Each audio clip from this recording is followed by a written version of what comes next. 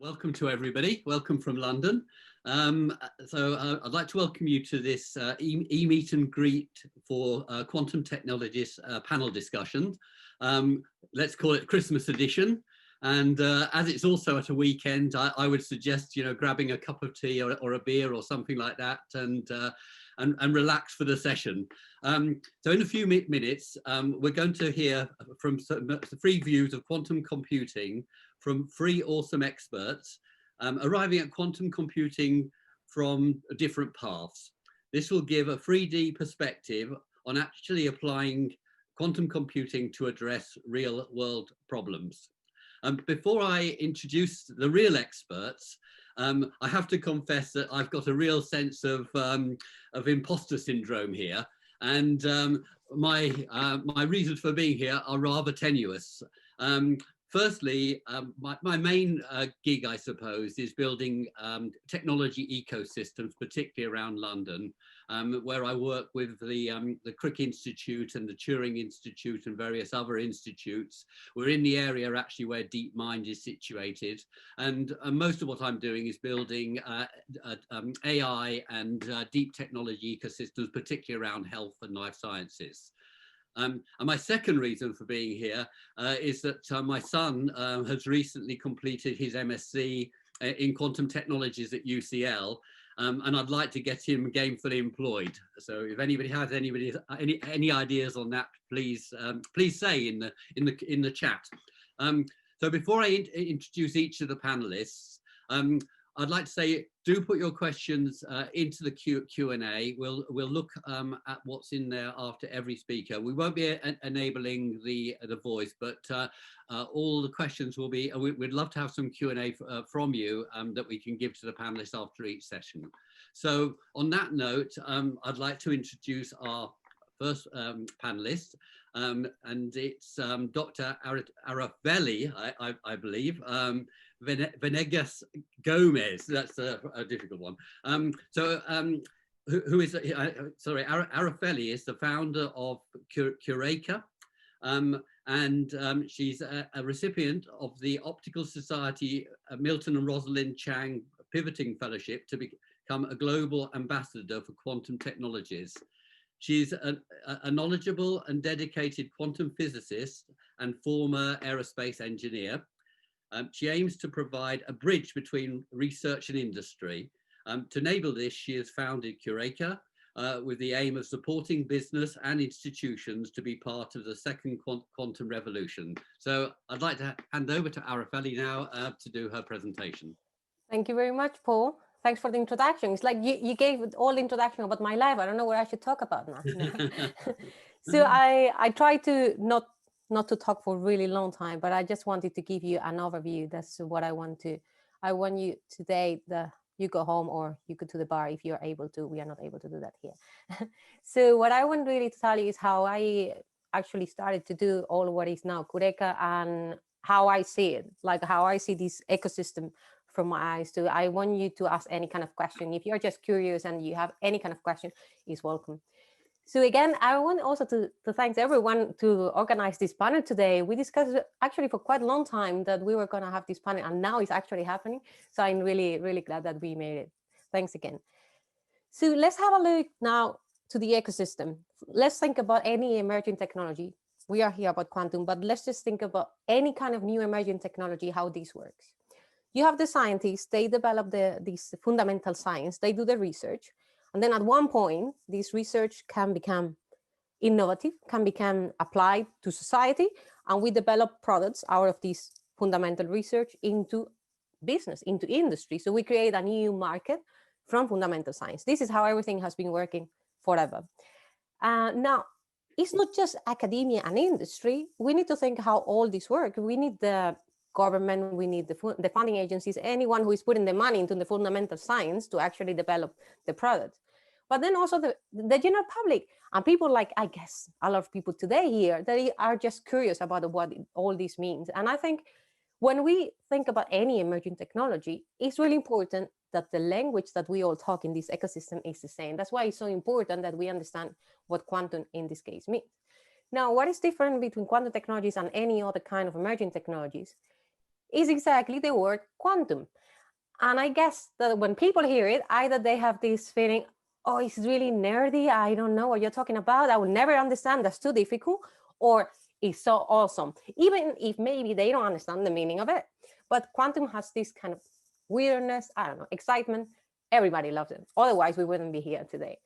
So this is really the fundamental difference between quantum mechanics applications, which is quantum technologies, and the rest of emerging technology. Now, did you know that we are using quantum technology already? Because yeah, we are all talking about quantum technologies, but we have been using these for quite a long time. We have computers and phones where you have transistors, we have lasers, we have the magnetic resonance imaging. So why is all this fuss now all about quantum technologies?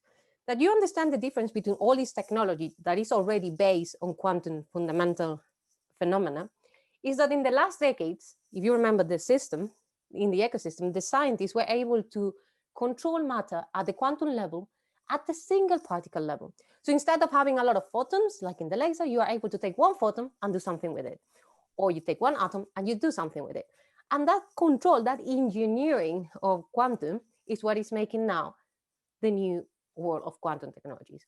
And that's why we are entering in a new world of technology, because we are able to create another kind of applied technology based on fundamental science that has been developed. So I welcome you to the second quantum revolution. A lot of people talk about quantum 2.0. I don't know, I think both sound cool. You can pick your preferred one. And I want to say, and I know the name of this meetup group is really about quantum computing, but I'm pretty sure that you are aware that it's not just quantum computing. There are a lot of different kinds of quantum technologies. And to be honest, I don't even think we know all the different quantum technologies that we are going to have in the next 20 years. But so far, we can say that we have quantum computing, we have quantum communications, sensors, and then what we call simulation and imaging. And I'm not going to go into the details about the technical, and we can do with any of them. If you want to know more about use cases, I can discuss more about it. I just want to tell you that quantum simulation, sometimes you can imagine about the analog counterpart of a quantum computer. So instead of having your gates where you do your operations, you just simulate directly what you want in your computer. And I'll leave it there. Now, let's have a look at this picture. And I always like to share it because it's from 2014. And we are pretty much in the same position that we were 6 years ago. The technology has been developed, yes, but we still know that most of it is under development and that quantum computers are going to be in the long run. I don't think a quantum computer is going to be there in 3 years. An almost quantum computer, yes, but a full tolerance quantum computer, no. That's my personal opinion, but I don't think that anyone knows at the moment. Let's have a look at the effort worldwide. This is really public funding. So this is funding from the governments. The first really national initiative was in UK in 2013, 2014. So now we are in the second phase. I'm, by the way, in Scotland, just by telling you, I haven't said that. But I'm working globally, and I'm trying to understand what is happening globally. When I was in UK, and then when I was trying to understand what was happening all around, there was really no other national initiative. There was a lot happening in Canada, because Canada built already institutes focusing quantum for already 10 years, the same in Singapore. But it was not really until 2018 that more national initiatives actually started. It was the launch of the quantum flagship in Europe. It was the launch of the national initiative in US. And then you had more and more. And I guess every year we are going to hear about something new happening in each country, which is really exciting, because then you see it's not really two countries in the world, and it's not a race of two countries. It's really a lot of people around the world, because you see there is an opportunity there. We know that quantum is coming. We know that quantum is going to change our society. And there is this effort from the government that I think is the most important message.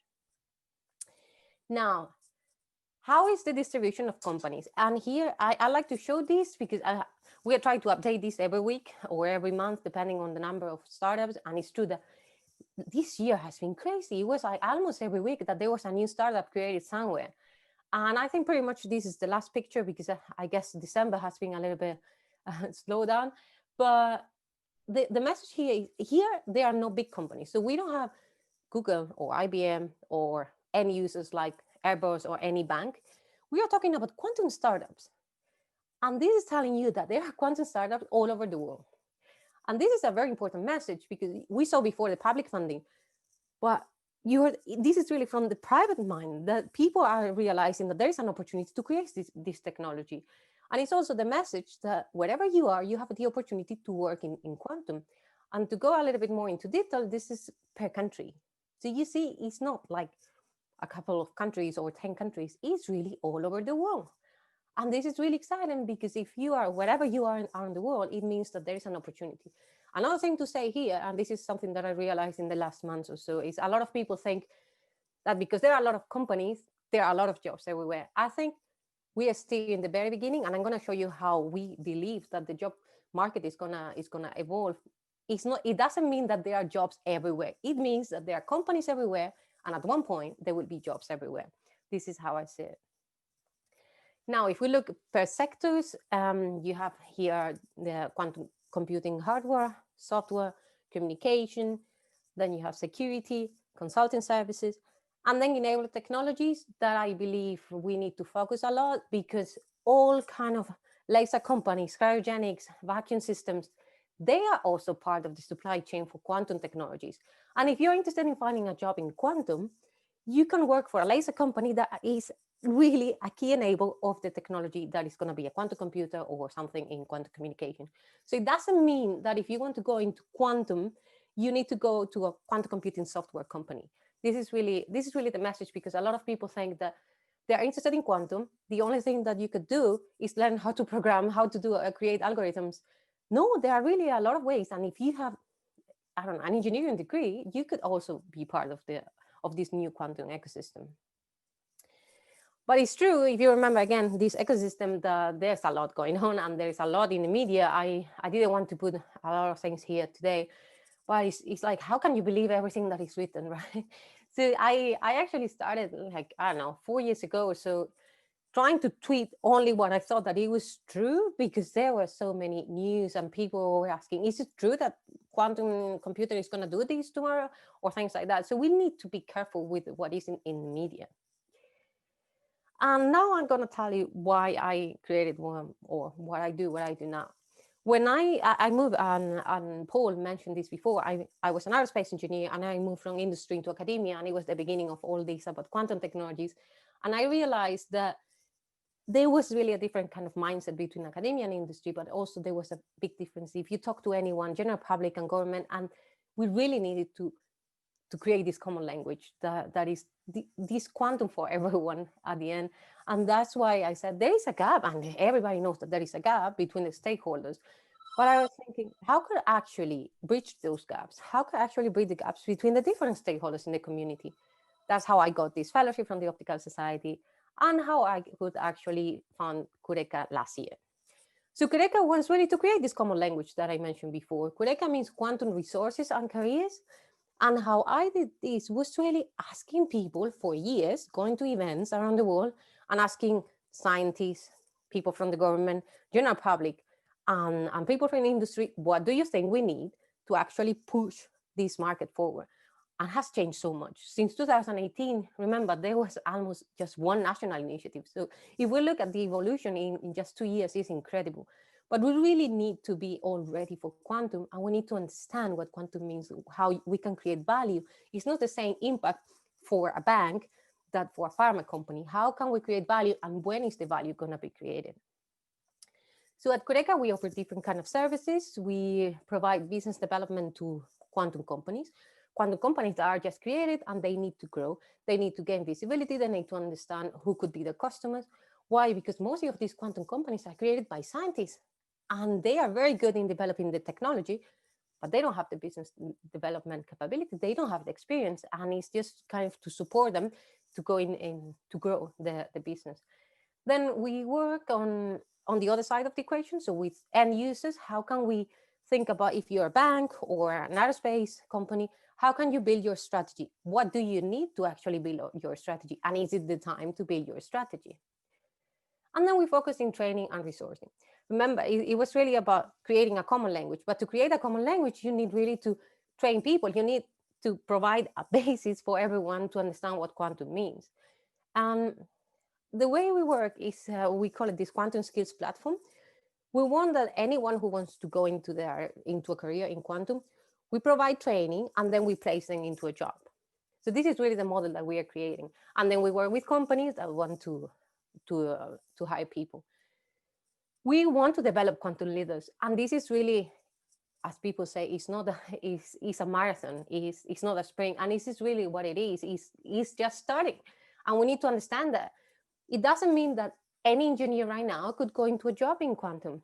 So we need to know where you are and how can you could be upskilled to get into that position that you want, and also to understand what is actually the position that you want. So we have this network over the years with all these stakeholders around the world, and we have the expertise both in understanding the business side of it, understanding the resource part of it, and the technology, the fundamental science. So we work from individuals who want to learn just a little bit about quantum, individuals that are looking for a job, or with companies that are looking either to train the workforce internally, or they want to hire people. So we really kind of provide different resources depending on who they are. And this is what I wanted to tell you before, because it's really, is it accurate? Any kind of forecast, you never know. But we try with all the market forecast that there has been in the last years, we try to estimate the job growth. And this is really, if you see, it's almost exponential, but it also shows that we are not there yet, where it's going to be like thousands and thousands of jobs created. It's going to come. But we need to create this all together. And that's why we think it's important to train this new workforce now. Because if you think in 20 years from now, these people are in high school or primary school, they need to start understanding a little bit about quantum. So not everyone can get a job in quantum now, but we know that at one point, we need a lot of people that they need to get a job in quantum. So now if we think about the different levels of education, right now there's a lot going on all over the world in trying to educate primary schoolers, high schoolers, and outreach activities, public engagement. I always think that really we need to teach the teachers, because that's the way. If the teachers, if they don't understand quantum, they cannot teach the schools, the pupils. Then if you already have a bunch of students that they are interested in physics or in general in quantum, how do they go into that? Normally they will go to software engineering or physics. 90% right now, physics. But what is important is that there are more and more courses, programs created for this kind of education level after high school. So there are more and more intent to create, how do you call it? Like colleges programs. Then you have more and more master programs that have been created. This is all development. We are all created this new workforce. Of course, there are PhDs and CDTs and different kind of doctoral programs with or without support from industry directly. The question is, where do you want to go and what do you need to go there? And I think that there are a lot of people now, even with a very good qualification, if they want to go into a company that are very specialized and they are very early in their development, they probably still just hire PhDs because they think that it's the only way that they can really go to the next step on developing the product.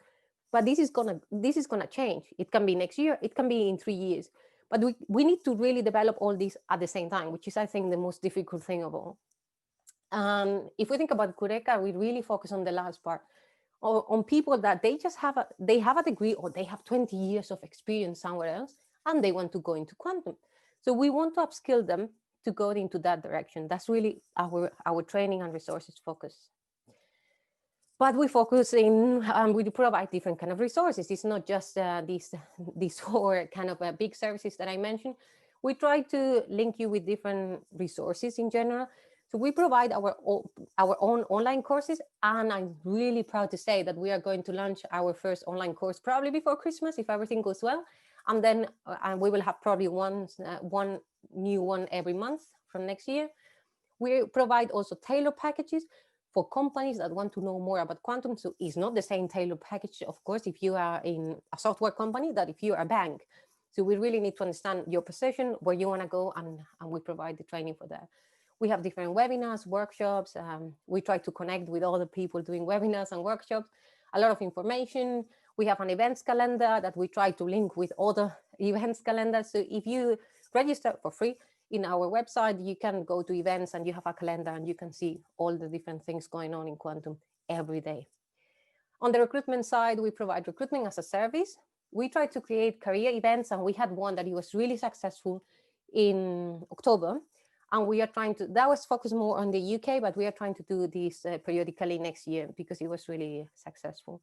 Tutorials, like trying to bring students more on the business mindset, how can they improve the CVs, things like this, really kind of providing support on the people who want to go into a job in quantum. And then community building. It's really about talking to people. There are a lot of people around the world trying to create communities. So how can we link these communities together? Like, for example, we want to create Quantum Latin America event next year. And there are more and more kind of small communities around Latin America, and we want to link them all together into a big event. So yeah, it's very exciting, a lot going on. And yeah, we keep busy. I just want to show you here on the resources side, we add more and more every week. So we have the education website where we're trying to link with kind of very general education resources, like if you want to know a little bit more about fundamental quantum physics or things like this. We have a link to masters and PhDs and internships links. So we have the master list that Terrill here has created. So it's really good to see how the things are growing every week. And we are trying to put together things. We don't want to repeat what is already there. We're just trying to link what is there, that you can find everything in one place. And I think I have talked for quite a long time. That's me. Thank you very much. Thanks very much, Araceli, and thanks for making it also accessible, both actually during the presentations, and I think what you're trying to do in general is trying to make it much more accessible to people. So I think that's fantastic. I noticed we've got a question in the Q&A, which is asking about why there were no companies in quantum simulation in the pie chart on page 12 of your Yeah, that's a good question. We put it together with the companies working on software in that case. Yeah, it's really there are so many different kind of So how can you make the definition of the different sectors and so on? So yeah, we try to give it visual, but probably this will change in the future. But it's a very good question, actually. Great. And there's also another question about the percentages of companies by country. Mm-hmm. What is it the percentage of, and how can the US have nearly 30% of the companies in quantum? Just wondering whether that's correct or whether the questioner is misinterpreting it or not. Yeah, that means that from 100% of all companies in the world, nearly 30% are in the US. That's really the message. So it's the first one. So it's the country with the highest number in quantum companies. I cannot tell you right now the exact number. But it's also, I'm happy to say, when I saw that for the first time, we had more in Europe than in US and Canada combined. That was also nice to see. But yeah, exactly what that means. Yeah. That's great. I think that's all the questions from the audience at the moment. Please keep asking. And actually, we can return to some of the panelists at the end if you think of questions during the other talks. Actually, there is a question here now coming in. Which is the bottleneck in quantum technology? 1, hardware, 2, software, algorithms? Good question. I almost think that it's both. It's the game that we are playing, which is also why it's exciting, is because everyone is trying to create everything at the same time. We are trying to create algorithms at the same time that we are trying to understand why these algorithms are going to be interesting and how people can use it at the same time that we are creating computers that can use this algorithm. So the bottleneck is actually that we are really early and people probably are too ambitious thinking that everything is going to be ready in 1 year. Can I add something, Araceli? Go. It's really convenient because I'm on the algorithm side and I can blame the hardware guys for being too slow. And they're probably arguing the opposite. You know, why do we need the hardware if we don't have any algorithms yet, people? So it's kind of fun. Great. And I think there's another question coming from Helen. are you planning partnerships with universities to provide quantum computing courses? Oh, that's another good question, because I haven't mentioned how we create the courses. So far, we are creating the courses with companies. We partner with other companies. Mostly of these companies are anyway scientists that have been in academia and now they are in a company, just saying. But yeah, that's really mostly of the way we're operating. But so far, I think we have now 2 new courses coming next year where they are actually academics. So not linked directly with the universities. We are not providing maybe what you can find in Coursera and all these other kind of MOOCs. But I always say we kind of partner with companies and instructors. No, not really with institutions. Great, thanks very much, Araceli. Okay, so I think we'll move on to our second panelist, who's Dr. Faisal Khan. Faisal is a mathematician, quantum computer scientist, and game theorist with over 10 years of international experience in academia and engaging stakeholders. Faisal's research work looks to solve the problem of smoothly traversing the classical quantum physical divide using different geometric methods such as information geometry and Nash embedding to address the problem of building a fault-tolerant proper qubit and quantum computing architecture. So just hand over to Faisal. Thank you, Paul. Let me share my screen, and then we can get going. Here we go. All right, so I would like to talk today about some of the things that have happened in the past, 40 years ago, say, and that have actually led to a revolution, right? In particular, the IT revolution, information technology revolution. And it has to do with how innovatively people who are not necessarily experts in the area, but how still they can be very innovative and pair something that's already available in the market to create a product that's actually revolutionary. So the two ideas, the two such situations, innovative pairings I would like to talk about are the pairing of Microsoft and the Altair 8800 mini computer, and the MOS technology 6502 chip with the hardware for the Apple one.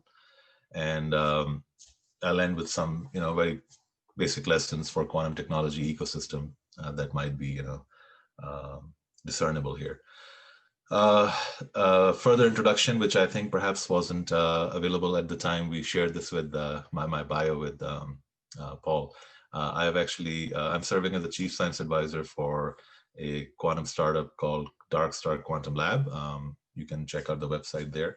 And of course, my email is right there if you want to get in touch.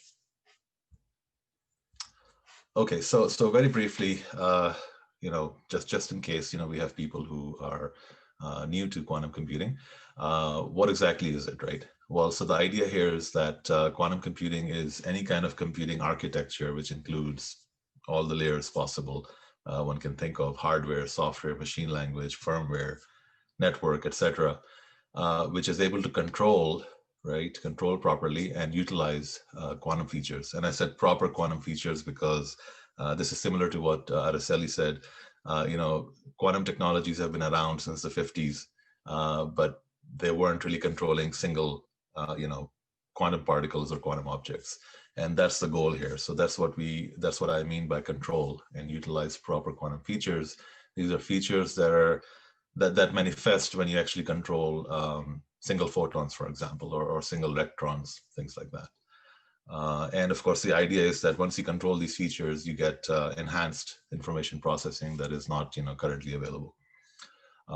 So for example, in the conventional or classical computing architecture of the past 100 years, we see very primitive or non-trivial, trivial quantum effects, right? That do not actually give you any sort of advantage that the new quantum technology paradigm is supposed to give.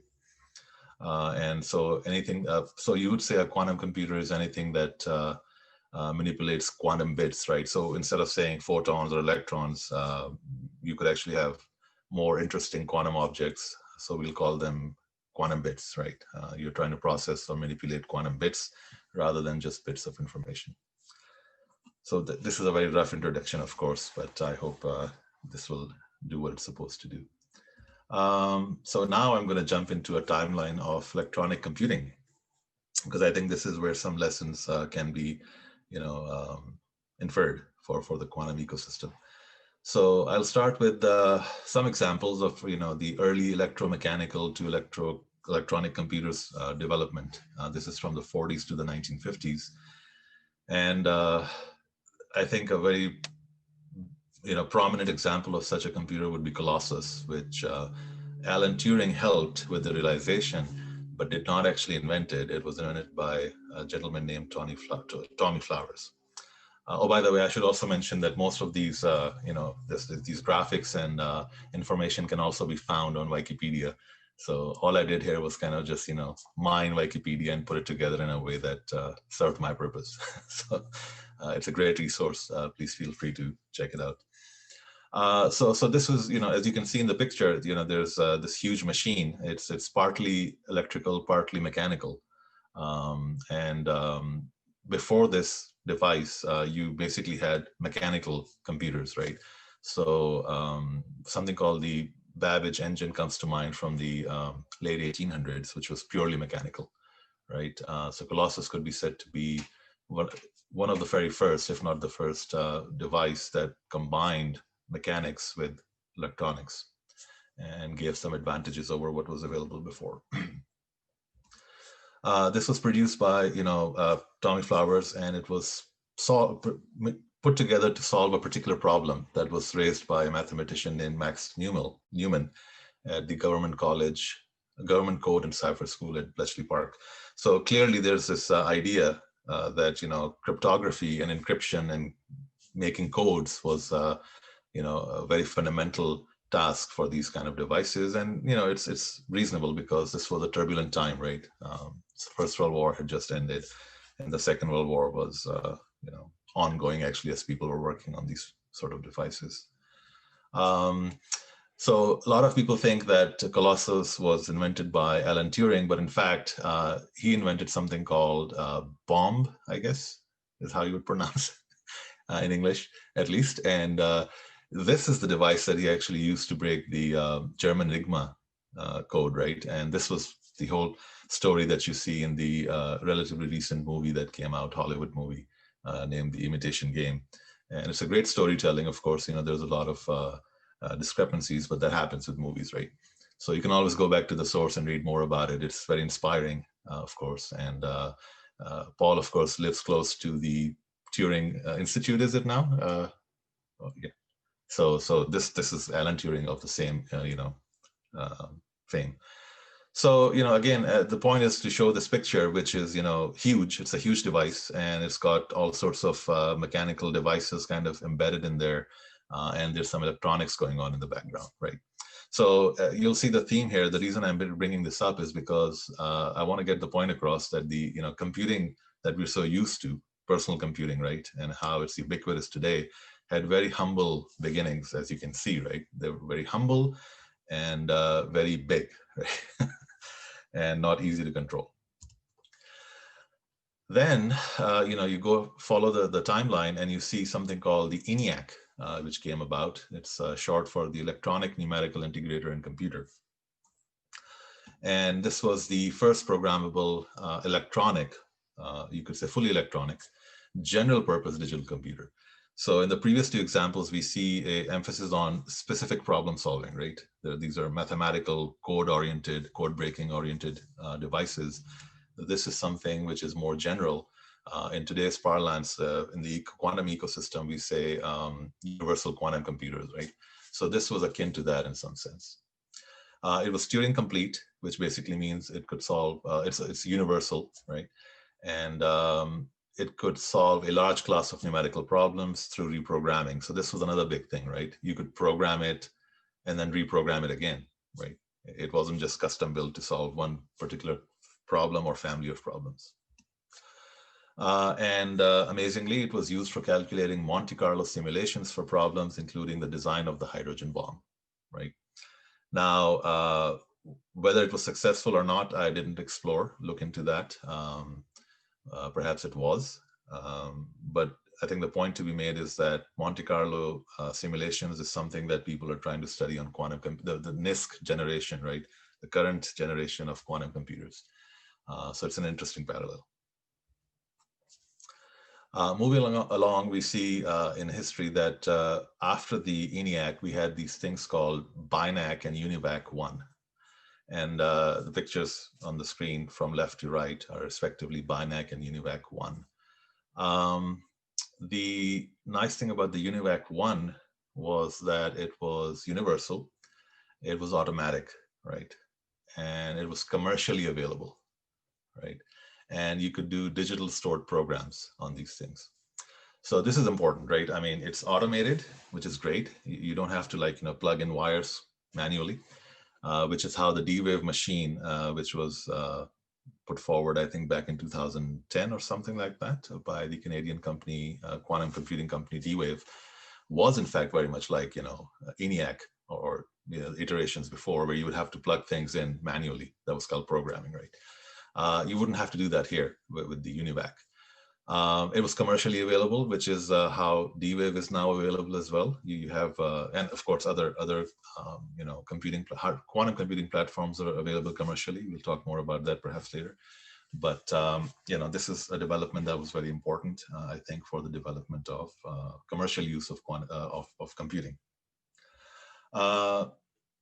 Success story for Univac 1 is that it predicted the landslide win of Eisenhower in the US presidential election of 1952 with a very high accuracy compared to the Gallup poll.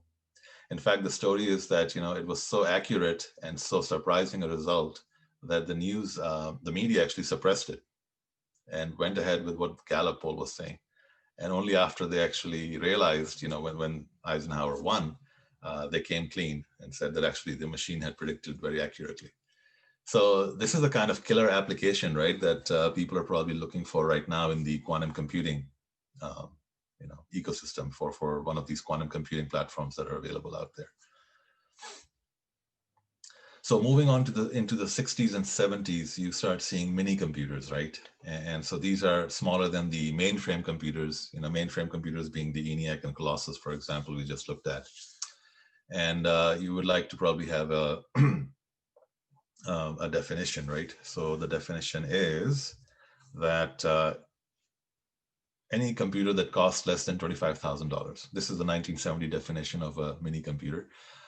This would be equivalent to $165,000 today or in the last year, right? So it's a mini computer, but still pretty expensive, right? I certainly wouldn't, buy my laptop for $165,000. Now, these devices were supposed to have an input-output device, such as a teleprinter, and at least 4,000 words of memory, and capable of running programs in higher level languages like Fortran or BASIC. So, things had clearly improved quite a bit by the 1970s, right? In terms of commercial availability and commercial availability for sure, but not so much applicability of these mini computers or just computers in general. So some examples, you have the CDC 160, you have the IBM system here, and we have a Texas Instrument mini computer, right? So I guess, again, you can just, read more about them on Wikipedia or any, authenticated online resource. They were still pretty big, right? I mean, they're mini, but they're still big. They're certainly not as big as the Colossus, right? Or the Univac and ENIAC, but big enough still. Nonetheless, the reason for them becoming mini was the invention of the transistor and core memory, right? So whereas the previous generation or the first generation of computing devices like the Colossus and ENIAC primarily ran on the technology or the hardware of vacuum tubes, right? Which are these big tubes that, have a vacuum inside, and they're supposed to, send signals back and forth in the hardware. They're not very reliable, or they weren't very reliable because you don't see them anymore. And they were big. And so that's why the original first generation of computing devices was pretty, limited. Things began to improve when you see transistors being used and the notion of a core memory, for example, like, shown here. And I think most importantly, the integrated circuit. So the integrated circuit is basically an integration of large number of metal oxide semiconductor transistors into a small chip, with the result that is orders of magnitude, a circuit that is the orders of magnitude smaller, faster, and less expensive, right? And now you start seeing scaling taking place, right? So you see why, you know, there's a democratization process taking place in computing. Everybody should be able to, like, you know, use these things eventually. So something like this should happen in the quantum ecosystem as well. So we'll see what that means maybe near the end of the talk. So once we had mini computers, the next step, you know, between the 70s and the 80s was the invention of a microcomputer, a small, relatively inexpensive computer with a microprocessor as its CPU. It included a certain memory and minimal input-output architecture. And some examples are right here. The center one is the Altair 8800, which is going to be, you know, paired with the Microsoft product, and I'll talk about that soon. But of course, we still see these, right? We have the Raspberry Pi, which is exactly a microcomputer. We can still buy them and play around with these things. So what happened eventually was that a class of microcomputers came about, right, between 77 and the 1980s, which became really commonplace and popular, right? And they were marketed to consumers as affordable and accessible computers for the first time, and were intended for the use of a single non-technical user, right? That is simply not the case with quantum computers yet. It's just a specialized device that you know, sits in a special place, and you can remotely control it, but you still have to be some kind of an expert. Two of these personal computers that perhaps some of the older generation would recognize are the ZX Spectrum and Commodore 64.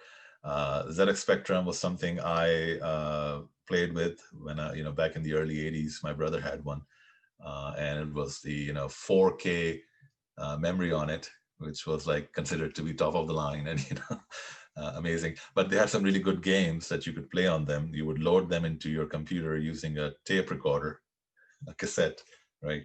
And it was a lot of fun. If you visit a computing museum, you'll see all these devices sitting there, and you can have a, you know, blast from the past.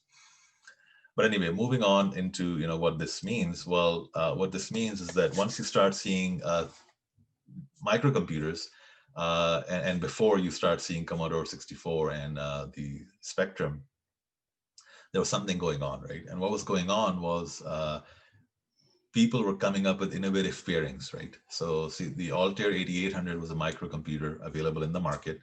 It could do certain things, but how do you make it accessible to the common person, right? Or even a slightly technical person? And I think this is where Microsoft took the initiative and played the middleman, right? The product Altair 8800 was a solution for something, but it was looking for the problem that it solved, and a middleman to actually make the case for it, right? And I think Microsoft did a great job of playing the middleman. They invented the first programming language for this machine, which was called the Microsoft Altair Basic.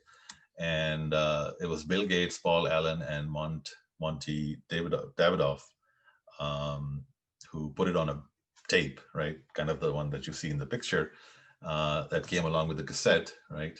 Something I know for sure what it looks like, but you can look up a picture of this back in 1975.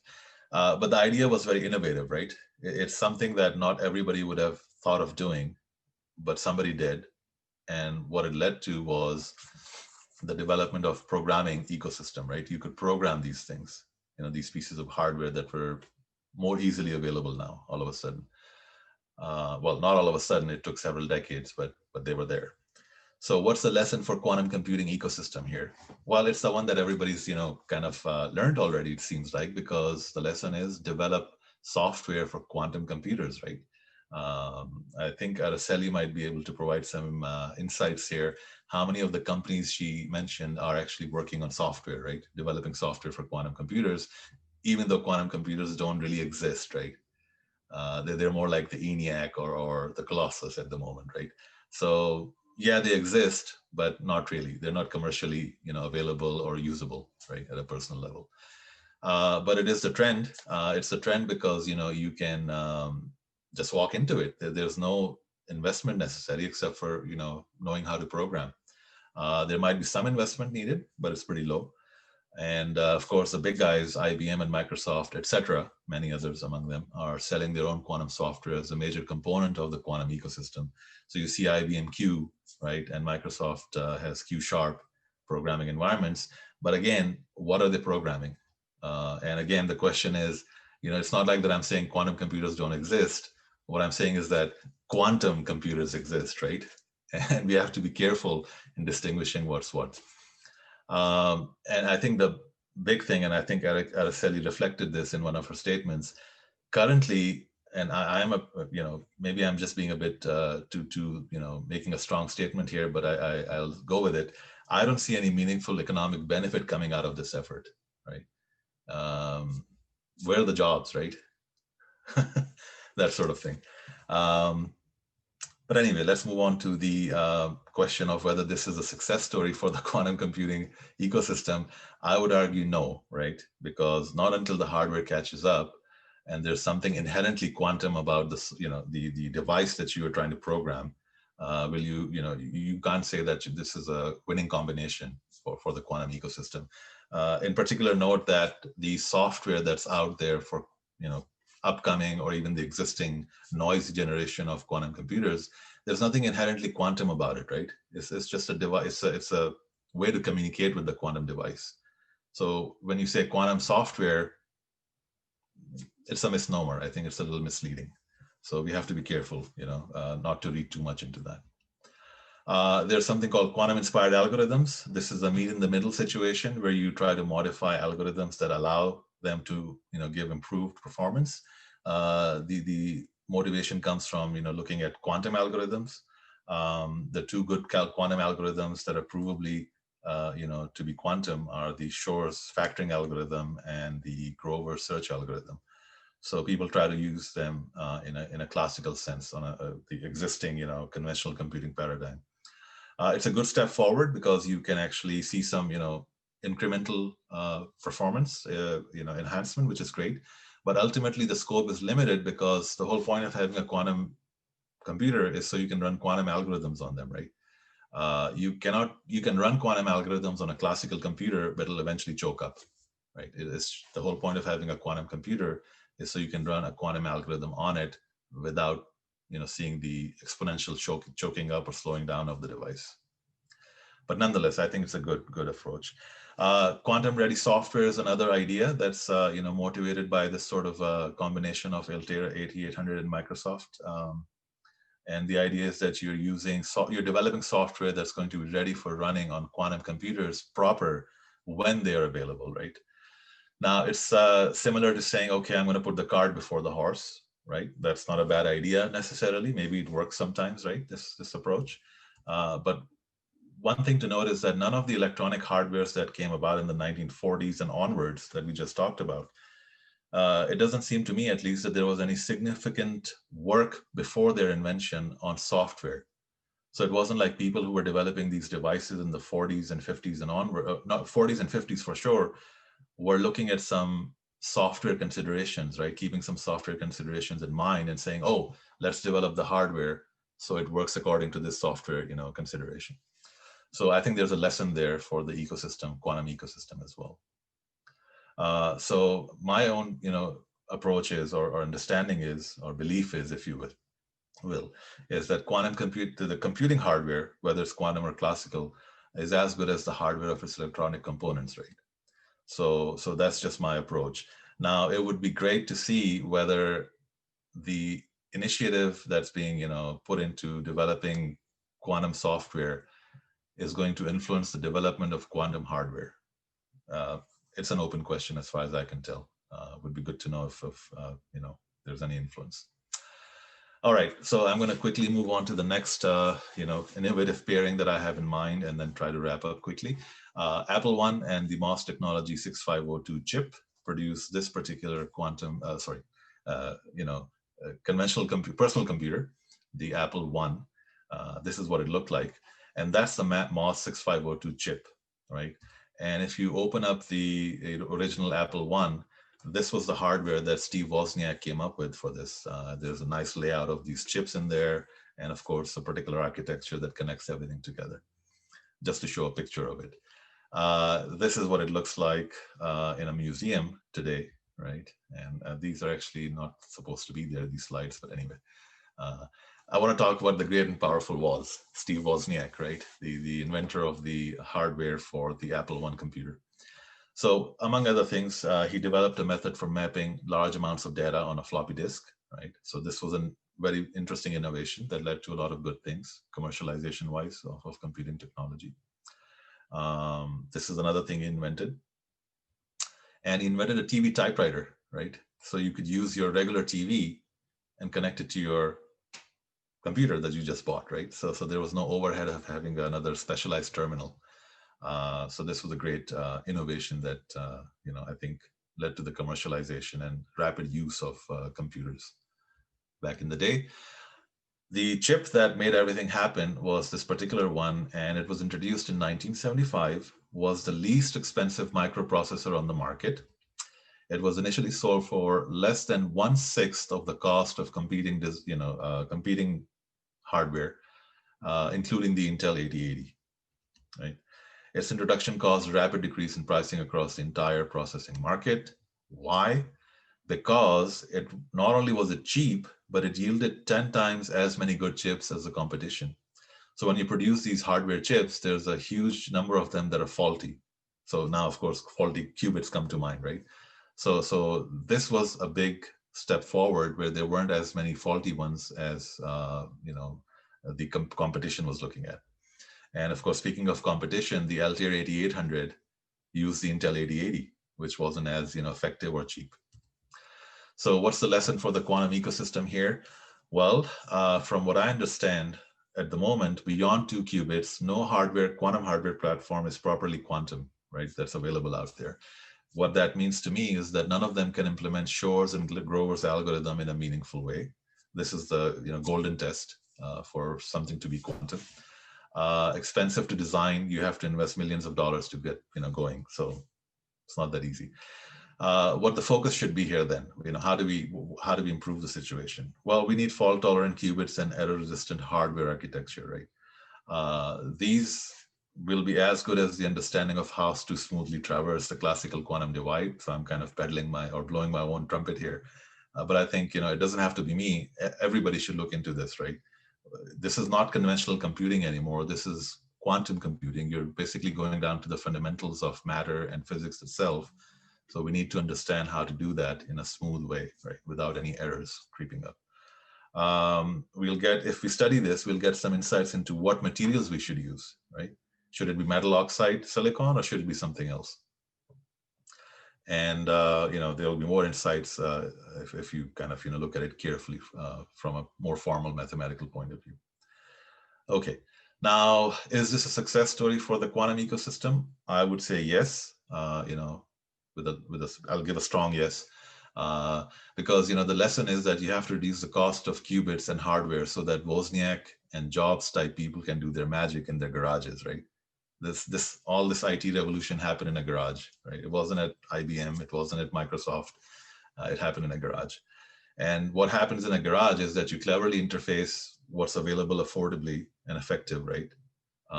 In a clever way, and you get something new. So here, let me introduce the Dark Star. I'm sorry, it's not State, it's Dark Star Quantum Garage. This is the model that Dark Star Quantum Lab is using. The whole idea is, again, to emulate what the Wozniak and the Jobs type people did, right? Cleverly interface affordable, effective, off-the-shelf quantum hardware components to produce an improved hybrid hardware.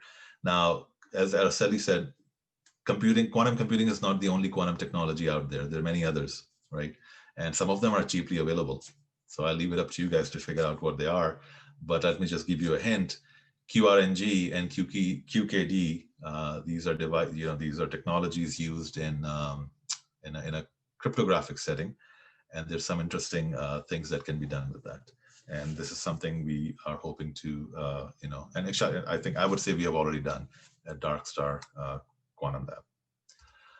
So let me finish up by giving assessment of what I think is happening. What's happening is that quantum hardware will be only as good as how we understand to smoothly move between classical and quantum physics, right? And this is like crossing the sound barrier. So back in the day, you know, when propeller planes were popular, you just couldn't make them fly faster than the speed of sound unless you were in a dive, right? Which is not exactly a good way because a lot of them would crash in the process. So you had to get, you had to move into a new realm in some sense. And that new realm was jet engines, right? And jet engines can, in fact, fly faster than the speed, make planes faster than the speed of sound. So I like to think that propeller planes are classical computers and jet engine planes are quantum computers. And I think we want to emulate or mimic or replicate something that happened there in the emerging quantum ecosystem. And I think we'll see something interesting by way of innovation and further development and creating more jobs in the process as well, of course. So I think I'll end here. I thank you for your time.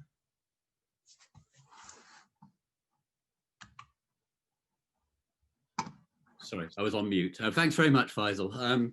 That was fantastic. I really enjoyed the trip down memory lane. And I think one of the problems is I'm kind of old enough to remember all the different stages that you mentioned about. I go right back to the days of the valves. I think I was a bit too young to be seeing actual computers using valves, but my dad did his PhD in Manchester and they had one of the first computers there. And actually, he brought home those big valves to build the gramophone record. And in fact, there's probably a lot of people in the audience thinking, what on earth is a gramophone player? But yes, for a long time, I was brought up with this huge box in the sitting room, which was made up of Manchester valves from the computer there. Also, another touch point was you mentioned the Turing Institute, but also I live close enough to Bletchley to have been lucky enough to have been around the museum there and seen those actual units that you showed in your pictures. Wow, that's wonderful.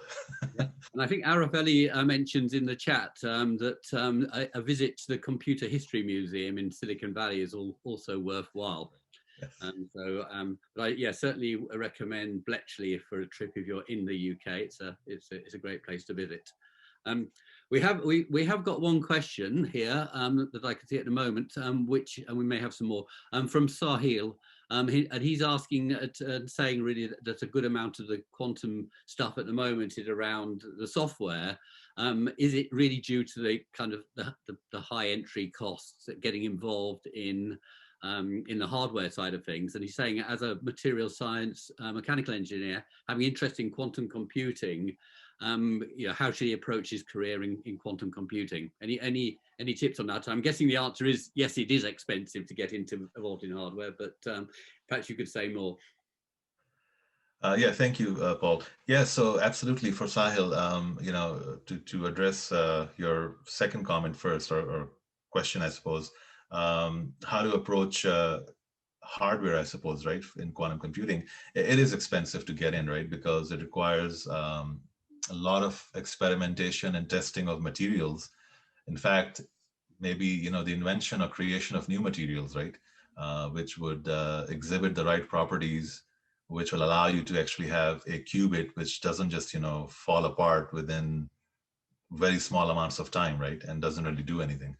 My recommendation would be to certainly look at some formal approaches to this. Trial and error is a great way to do things. But when things are expensive, as quantum hardware obviously is, you want to go to the drawing board, right, like the Wright brothers did, and plan things out, right, from a mathematically formal point of view, and figure out what's needed, right? What's the formalism needed to actually come up with the right material, right? So now that itself may be expensive intellectually, but it will save money, and I think it would be it won't be as expensive actually as trial and error. So it would be a great way to, I think, move forward. Paul, what was the other question that Sahil had asked? It was around really just the sort of cost of entry into the market.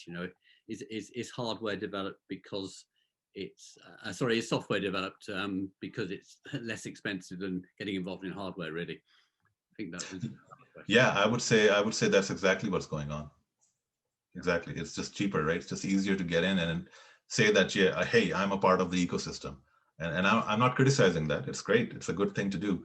But we should also, stay focused on what makes things quantum properly, right? And the software is not one of it. Right. So there's a question from Dave De Silva. Does Dartstar Quantum Garage have a product roadmap? If so, with whom? I think Dave is saying he's Dartstar chair. You probably already know this. Yes, of course. Dave is a good friend. Yes, we have a roadmap which focuses on using off-the-shelf components that I mentioned, and in particular QRNG, quantum random number generating devices, which are also used in QKD. And the roadmap is to basically look at existing ubiquitous technology, right?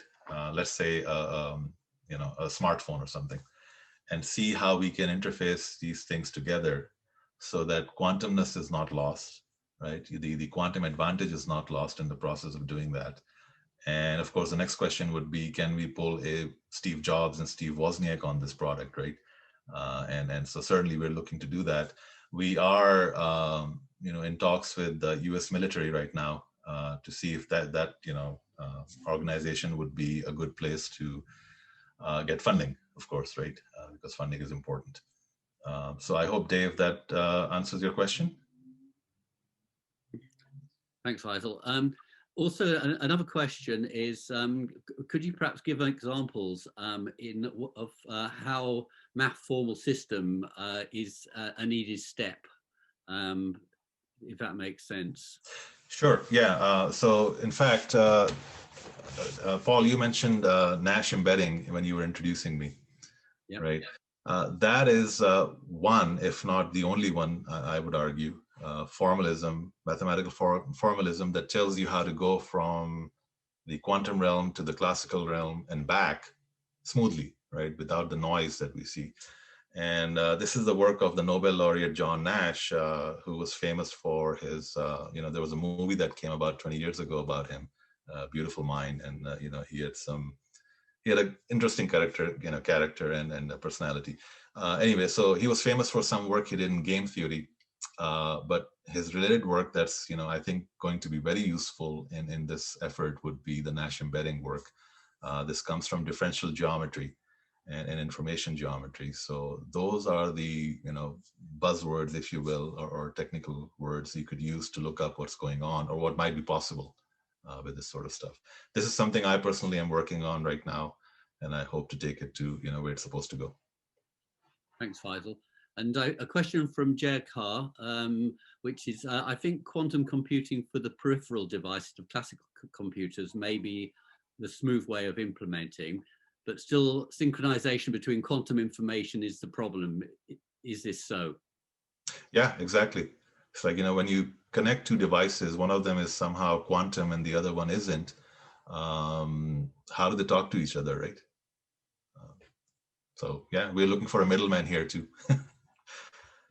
Great, thanks very much. So I think we'll move on now to our third and final panelist, who is Dr. Terrill Frantz, who is the professor at Harrisburg University of Science and Technology.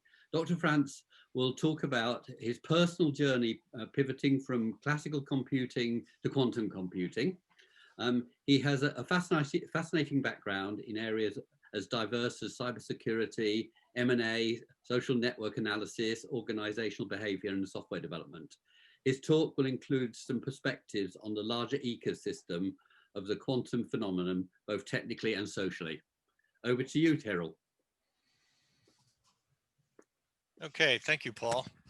And unlike Paul, where he said he's kind of old enough to have lived what Faisal is talking about, I am absolutely old enough to remember all that.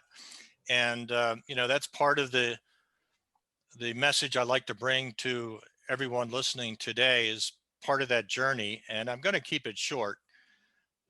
The purpose of talking about my journey is not about me at all. Just like a quantum state, my past has already been measured and there's not a lot I can do about it right now.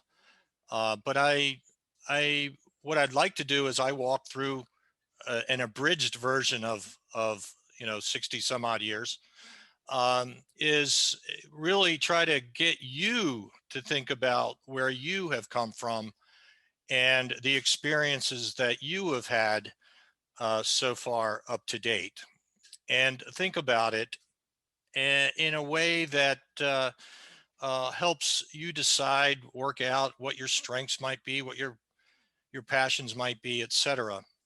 And I'll take it from that. At the end of my short few minutes here, I'll ask a question of you as a group, something for you to think about. So let me just get started here. Yeah, for my own personal journey, I started really, for all intents and purposes, in 1974 when I was in an 8th grade math class, and we had a teletype in the back of my junior high school 8th grade math class for some reason. And I've never figured out how that got there, because in 1974, having a teletype to a computer that is at your high school was extremely, extremely lucky for me, quite frankly. And I asked Mr. Jones, who was my math teacher, can I play with that thing? And he's like, yeah, go to it. I don't know anything about it. So I started tinkering around with it, and a teletype, I've figured out, uses what's called an acoustic coupler to connect to the high school. I'm like, oh, this is cool. And of course, I had to figure out, there's 2 ways to put an acoustic coupler. It's where you take a phone and you connect it to a device, and that's your modem and sort. And this thing spoke basic language, which was very easy for a kid to learn on his own. We didn't have the internet. This is all kind of figured out, talking to people. Then I realized one day it's really a pain in the neck to type your program in it every time you want to run the bloody thing. If you got to go to study hall or something, so you lose your stuff because somebody's going to turn the machine off and all that. But there was this tape thingamajiggy on the left-hand side of the teletype that one of the 9th graders showed me how this thing worked, where I could save my program on the paper tape and then read it back in. And then, as a curious kid, I was like, these holes in this paper tape, I mean, there's got to be a story here. I mean, how does it figure it out? So I figured out the paper tape. I kind of want to say it was ASCII. It was probably ASCII, which we're all kind of familiar with. But back then, we don't have books. We don't have the internet. We don't have really computer clubs. I was in Pennsylvania, not Silicon Valley.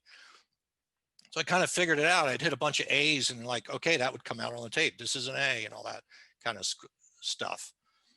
And, eventually, I got to the high school, which was not easy to get there.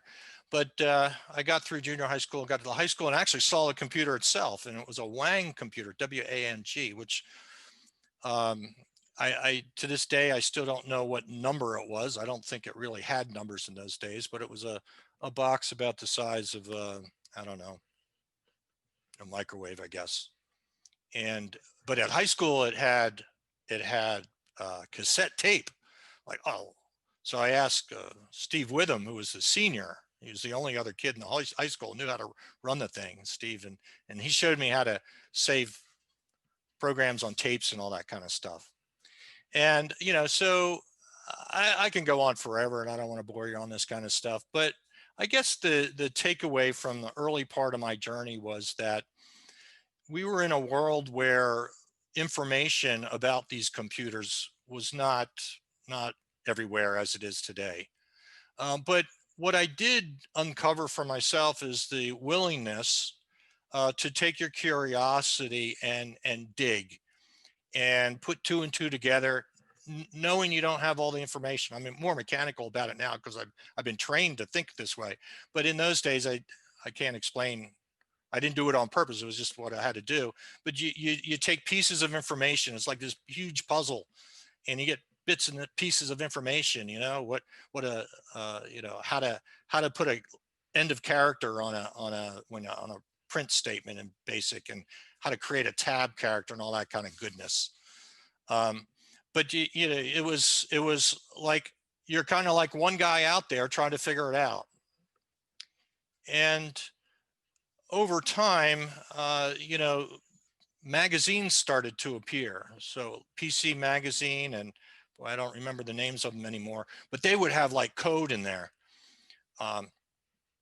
etc. So then you know, it was like a Bible. You'd read like every line of those magazines and try stuff and all that. So the amount of information started to come out more and more, and you can go deeper and deeper, and you can go further and further.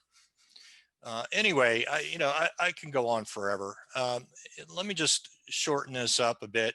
You know, eventually when I was a kid, I was like 19, you know, I was involved in rock and roll stuff and all that kind of stuff, but still I was kind of curious about the computers, and I hooked up with a guy who had a contact in IBM, and this would have been 1980-ish, probably 79, where IBM at the time was just a hardware vendor. They didn't care about software, so they would sell these machines, what were called the IBM 5100s, and this is post CPM and stuff. The 5100, 5110, and 5120 are kind of like grandfathers to the PC. So this is just before the IBM PC came out of Florida. And but anyway, Bill was IBM would sell a computer to a small business, and IBM would just turn over the account to Bill. And then Bill, who was an older guy, he would turn it over to me because I knew BASIC and I was pretty good at it. So by the time I was 21, I had, I think it was 17 clients, writing code for 17 clients on these 5100 series boxes. So I started to, you know, figure out how to do consulting and, you know, manage clients and all that. I had country clubs, I had a French bakery, a hat manufacturer, all these kind of cool businesses that just were interesting to discover, you know, how they worked. And what I discovered is, as a developer, as a programmer, I knew the business better than the owners because I had to worry about every little detail of, you know, the inventory of parts for making a hat and how to put them together. I put together an inventory system for him, so he knew, you know, he would, I guess it's a part explosion program, we might call it now. You know, I need to make 5 of these hats. What are the parts I need? Anyway, blah, blah, blah. So at the same time, I was going around to various universities. By the time I graduated undergrad, I had attended 7 universities and I knew 14 computer languages. And the point is that at that time, it was each university might have had one class in BASIC, one university had one class in Fortran. I found a university that had a one-off class in Ada. And all these other languages. So I really had to scout around for information, and really, and this is the point, quantum today is very much like that. We don't have a simple pathway to learning quantum. It's a very random process. And in the workforce development communities, we're trying to work on, you know, some efficient pathways. But, you know, when you're trying to learn something inefficiently, there's actually a lot of valuable things that come out of that. You learn things very in an ad hoc and random way. And much like the garage model, you know, if you're in the environment, you don't really have a pathway as to what comes out of it, but you're in the environment that, you know, you mix and match. You know, it's much how life started in the oceans, right? Anyway, I'm kind of rambling on here. Let me just get through this. I found my way to Wall Street. I wanted to become a big boy, and I got rid of all my little clients, you know, a couple $1,000s a year, but that was a lot for a teenager and early 20-year-old. But then I ended up on Wall Street. So I started working at JPM and JP Morgan, and started to see how the big boys did their development. Now this was, I had the pleasure of actually supporting the very first IBM PC to land at JP Morgan Corporation. We were actually down in Delaware, and we were off the street, if you will, so we could do things ahead of time before the rest of the corporation did. So I supported the first 2 IBM PCs that the corporation ever had in Delaware. And you could do things like invent, you know, it was like, hey, wait a minute, you know, we got Hewlett-Packard's, I forget what they used to be called, mini computers.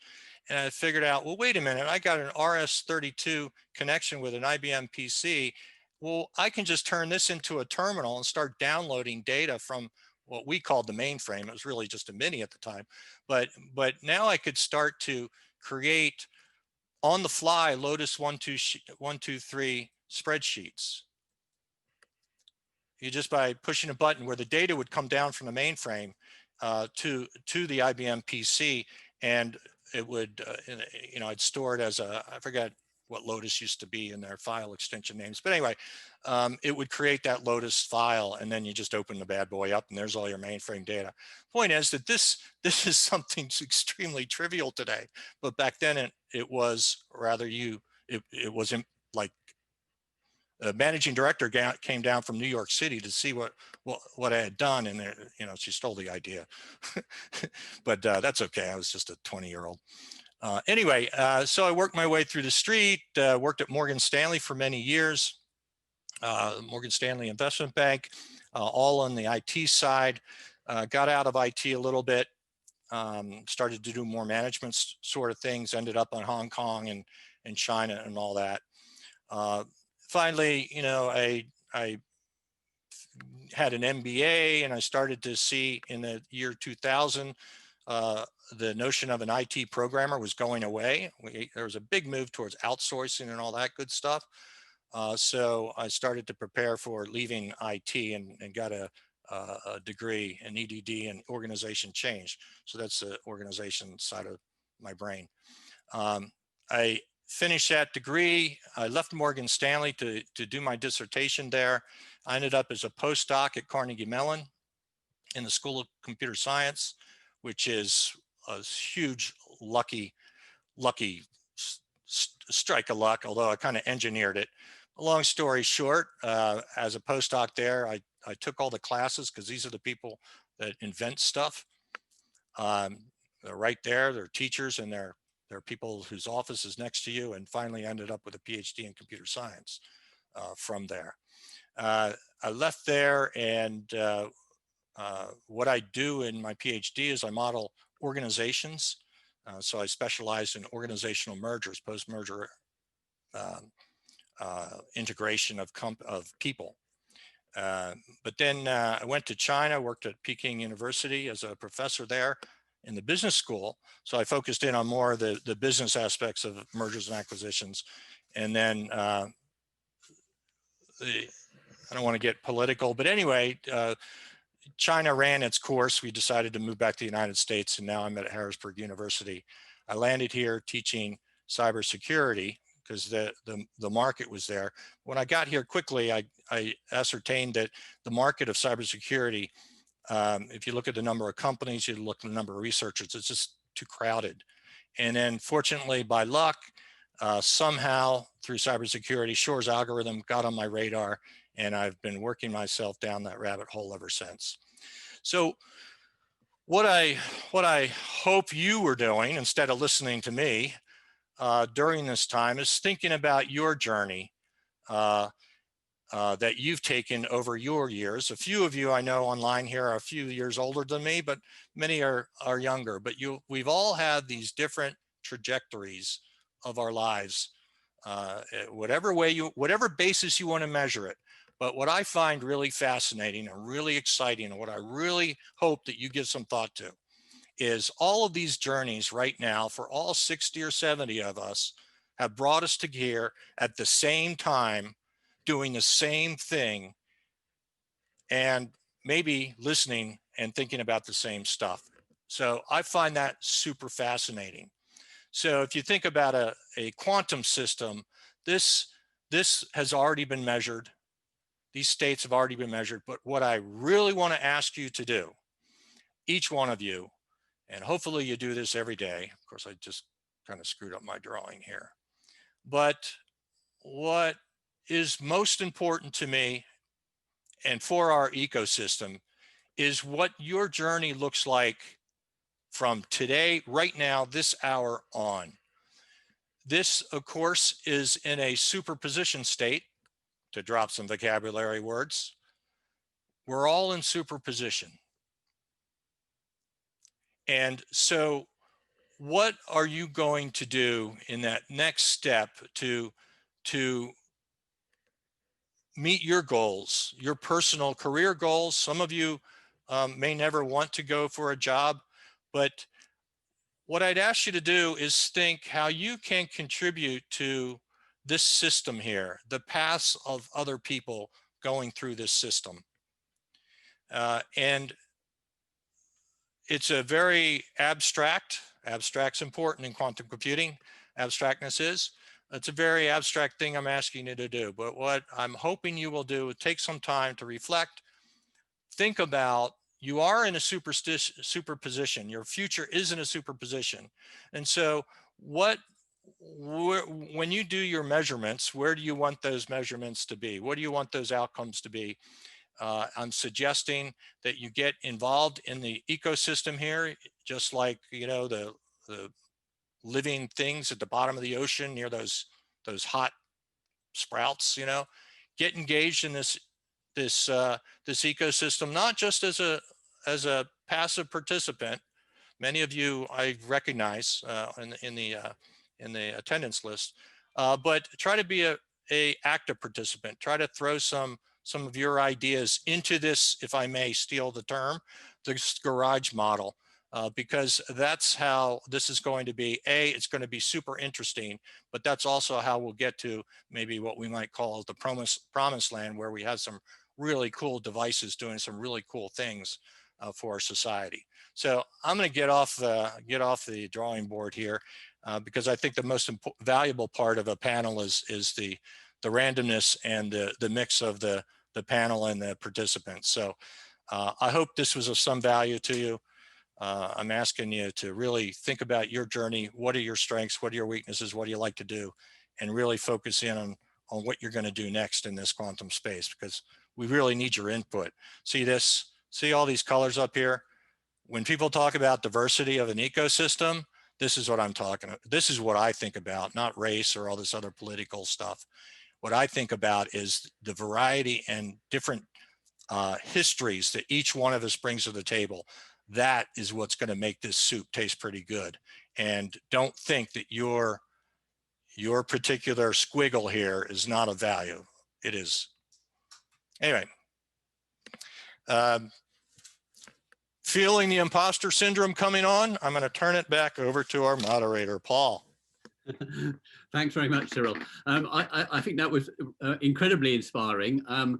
Only a professor or a teacher could actually talk and draw at the same time. I would never try that online. So very impressive, and it was very abstract at the beginning, and I think everybody was thinking, when's the next line going to come in the drawing, or is he just doodling in the background, sort of thing. But it all became apparent at the end, and I really think that particular message that you were giving around you know, the whole thing about getting involved really is so important. And really, as somebody who you know, isn't particularly qualified to get involved in these things, but has dived in at my age, I'm over 60 as well.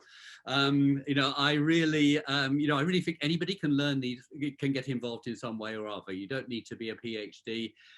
We do need PhDs working on this stuff, but you don't need to get involved in the ecosystem. And you know, I strongly recommend people to build their own ecosystems around themselves, around the topics that they're interested in, because it's an amazingly powerful way, and it's something that probably is much more possible now than ever has been before. Even pre-COVID, of course, you know, with networks and meetups like these and different types of events, it was possible. But with the, you know, as we come through this kind of COVID situation, and we're all using Zoom and the like, you can see from tonight's event, you know, how you can bring together people from across the whole world. You know, and you can bring together the best experts and everybody else. So I would say to people, don't hesitate. I'm looking as I talk to see whether we have any questions coming through. If you've got any last questions, please do submit them now. I'm just going to ask a kind of holding question while we wait to see whether there are any more questions. I just really wanted to ask all of the panelists about startups. I'm highly involved in startups myself and highly involved in building startup ecosystems. It does feel to be a little bit more difficult setting up quantum, startups relating to quantum. I think because of the very early stage of where we are and the lack of use cases. But does anybody have some tips really about what you might do if you were, I don't know, for example, an academic and you were thinking about striking out as an entrepreneur? Terrill. Yeah, just get a doing business as name and you are in business, my friends. You don't need venture capitalists. You don't need a staff. It used to be in the day, the first thing you would do is create a business card. Well, we have no reason to use business cards anymore now, do we? But, the simple answer to that is take some action, move the needle forward, get that first step done, worry about the next step. Don't be intimidated by VCs and all that kind of stuff. Yeah, that's. But Araceli could say better. You're improving, Terry. I would say, yes, that's a very good advice, but I always say not everything can be commercialized.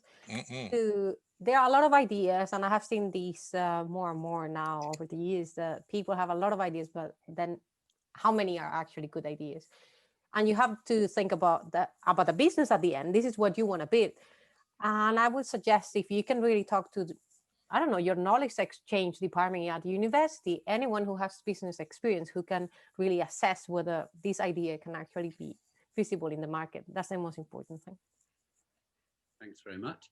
We've got a question come in. What advice would we give to an undergraduate student who's interested in the field? Anybody want to have a stab? Depends on what you want to do.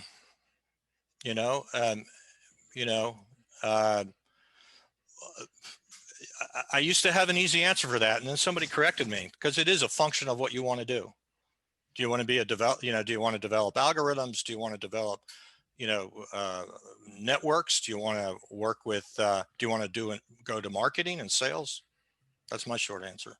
It really depends. I think Faisal, Faisal. Yeah, thanks. I was going to say, try to keep, two things, right? First thing is to, and this is a bit biased because I'm a mathematician, focus on the mathematical fundamentals of whatever it is, right, that you're trying to get into. I'm assuming that, you're trying to get into a technical side of the ecosystem, right? So get your mathematics, down pat, and at the same time, diversify. So don't just be like, math or physics or any other technical subject is it. I think it's really important to have historical background of at least, the technology, how it evolved. And, you can gain some really great insights, as to how to approach things. My favorite example of the first computer is the puppet theater invented by, I think it was Heron of Alexandria. And this was, 2000, before 2000 BCE. So people were computing, 2000 years ago, albeit in a different form. They were mechanical computers, but the cleverness of the ancients, right, that you see at display can be very inspiring and motivating. So perhaps math and history are the two things you should focus on as an undergrad. Zeki, I really like your question about ecosystems and about the idea of kind of what are going to be the kind of intersecting ecosystems. And I'm not an expert here, but I would say I'm quite excited because I'm actually helping somebody set up at the moment a data-centric drug discovery accelerator program, and I just know that there'll be some intersection between that drug discovery ecosystem and and quantum computing at some point. But I'd like to just ask the panelists whether they see other kind of ecosystem. But the one that the questioner asked is about neuromorphic computing, but there may be others as well. If I can add, if I were a 20-year-old right now, if it was me, I would study everything possible about chemistry or everything possible about biology. Because what's going to happen over time is the software stack, the tools that utilize quantum computing are going to be just like in machine learning now. You just take them right off the shelf. The real talent and skill and big bucks are going to go to the people that understand those applications, the very sophisticated chemistry, biology, the applications that quantum computers can help, serve. You don't need to learn web programming, right? So I think that is where the big bucks are going to be, because all this other stuff in a quantum computer can just be abstracted out, and like machine learning is today. And it's the application, because these are big, hard problems. It's going to take really smart, hardworking people to work with those types of problems. That's my 2 cents. Right. If I could answer the question in a completely different direction in terms of ecosystems and how we could look at all the kind of ecosystems in terms of emerging technologies. For example, we are trying to think in the World Economic Forum, there is a group working on quantum technologies and how we can think about quantum for the good in the future and in terms of ethical applications. And we have seen that in terms of that, there has been work done already in biotechnology, in nanotechnology, and in AI. So I think these are the similar ecosystems where I think people were in the same kind of directions that we are now with quantum, and where we can learn. And there is not really competition. Quantum machine learning is going to be another technology and a part of the quantum development. Thanks very much. And I think maybe we're getting pretty close to the final question. We've got a question here from John, who's I think competing with me and Faisal about getting his son out there working, but asking really about, are they kind of really, I think he's really talking about very pragmatic use cases that are very soon. I think, unfortunately, that's probably not the case with quantum computing. I think there's, certainly I think we would all highly advocate getting involved in quantum computing, but I think it's difficult to point to use cases that are going to happen tomorrow, basically, and be very consumer oriented, for example. Would everybody agree that that's the case? Araceli? Okay, thanks. I would say there are already use cases. I think we have been a little bit, I don't know, negative, I think, all the speakers, but I think we are just more realistic. But there are already use cases, and that's why this is growing like crazy in the last months. You can see that. And there are people working on algorithms and working on very specific use cases where they can demonstrate there is, I don't know, 0.51% more efficiency, let's say, depending on what you are measuring. So yes, you can make business out of it, because if that better 100% is, you can translate it in $1 million, this is already a big business, right? So there are already, and we can give a list of different use cases. The question is really like, is everything a business right now? And again, we're just very early. This is a very early stages of the market. And I think Barry's asking about, he's saying that the field is already crowded from a point of view of writing about it. But I would imagine a bit like AI, the field expands very quickly, and so there's still plenty to write about AI, machine learning, and all of those technologies that are much kind of behind quantum computing. So I suspect there will be quite a lot still to write about for many, many years yet, I would imagine. I don't know whether the panelists agree with that. Barry, I think I know Barry. I think I know who you're talking about. We all have a unique path, right? We all have a unique path. So, and interests, etc. I assure you, if you keep working at it, keep thinking about it, there's a huge ocean out there. It's very blue. And that means, throw your line in some place, try it out, see if it works for you. see if the ecosystem responds. If not, pull the thing back in and throw it out there again. But you know, there's a dude, I can't think of his name. You know, some guys and gals have created quantum chess. It's an extremely valuable game right now. You know, it's part of the Q2B conference. It's going to be part of high school programs. We used it last summer for teaching quantum. Who would have thought? That's, you know, if you're interested in chess, create a quantum chess game. That's already been done. But, you know, if you're interested in something else, there's goodness in there. I guarantee it. You just got to feel around. Yeah, that's very good advice. Faisal. Yeah, I agree with what Terrill said, actually. Yes, you know, it's all about, like, you know, keeping an open mind. Yes, there are certain limitations, but so keep those in mind, right? But doesn't mean that, you know, it's the end of the story. There's a lot that still needs to be explored. And there's a question about quantum machine learning here that I wanted to kind of maybe say something about, address it. There's this, you know, very famous science fiction writer, Isaac Asimov. Some of you may be familiar with his work. And if you read some of his books, now he was active back in the 1950s all the way through early 90s, and then, you know, he passed away at some stage. But he, in his early stories, he used to talk about something called a multivac, which I think was inspired by the Univac, which I talked about earlier today, right? And the multivac for him was this artificial consciousness, not even artificial intelligence, right? It was something that humanity achieves and develops, and you know, the device or the computer or the consciousness, right, guides humanity to become a galactic empire and so forth. So a very grand vision. I would love to see, you know, for example, the use of quantum mechanics, quantum physics, you know, the mathematical models involved in that, and the ultimate technological realization to come up with something like that, right? We want to use quantum for an artificial consciousness, right? Let's be grand in our vision, right? Why limit ourselves to only intelligence, right?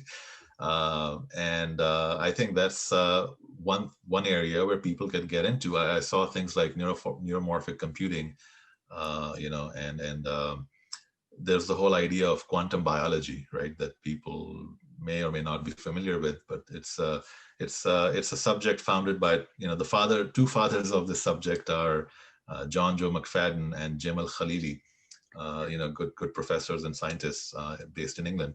And there's you know, the current incarnation of quantum biology. Of course, the idea goes back to, you know, Schrodinger and people like that, way back when quantum mechanics was invented or developed. But the point is that, you know, there are all these ideas, and it kind of relates back to what Terrill was saying.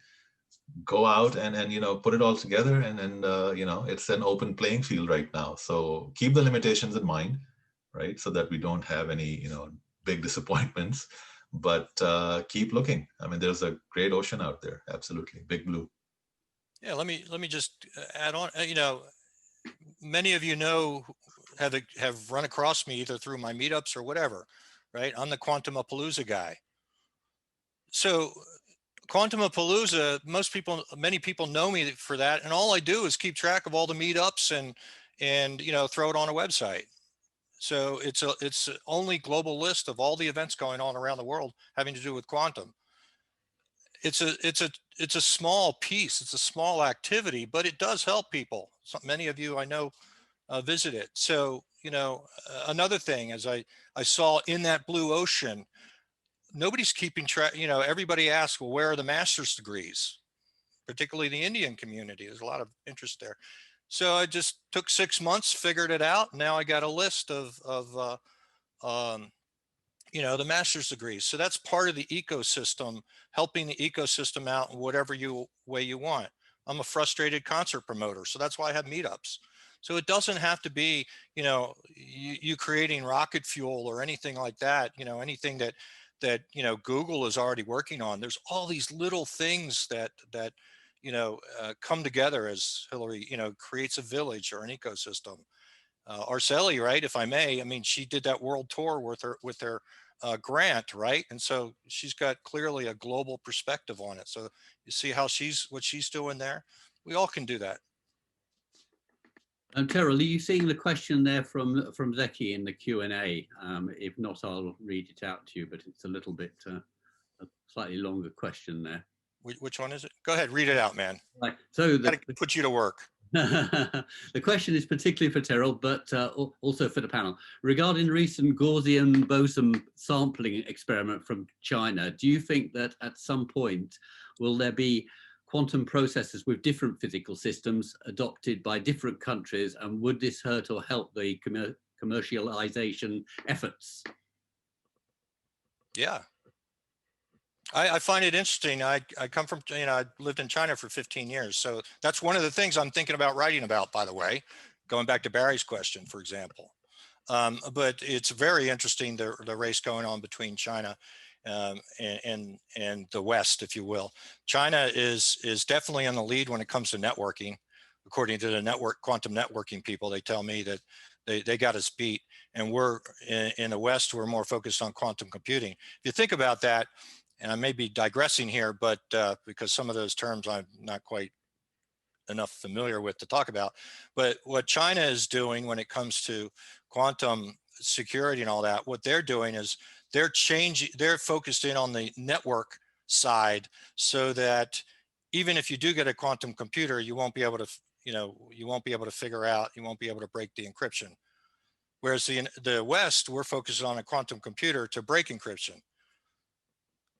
Think about that for a minute. The Chinese are solving the problem. We're just trying to solve an old problem, if that made any sense. So I could write about that for lots of words. You see what I'm saying? Yeah, I don't know if that answered the question, but it's a fascinating.